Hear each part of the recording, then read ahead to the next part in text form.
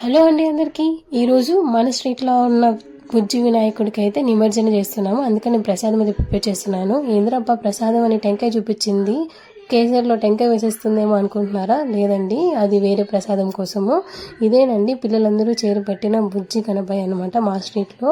నాకు మ్యారేజ్ అయ్యి ఇప్పటికీ 6 years అవుతుంది. ఈ 6 yearsలో ఇంతవరకు కూడా ఈ స్ట్రీట్లో అయితే వినాయకుడు పెట్టలేదు. పిల్లలందరూ చేరుకొని ఈ ఇయర్ పెట్టారనమాట. నెక్స్ట్ ఇయర్ దీనికన్నా ఇంకొంచెం బెటర్గా దేవుడికి పూజలు చేసే శక్తి పిల్లలకి ఇవ్వాలని నేనైతే కోరుకుంటున్నాను. ఎందుకంటే వాళ్ళు చాలా మెచ్యూర్డ్గా ఆలోచించారు. ఎవరికి రానంత ఆలోచన వాళ్ళకి వచ్చింది.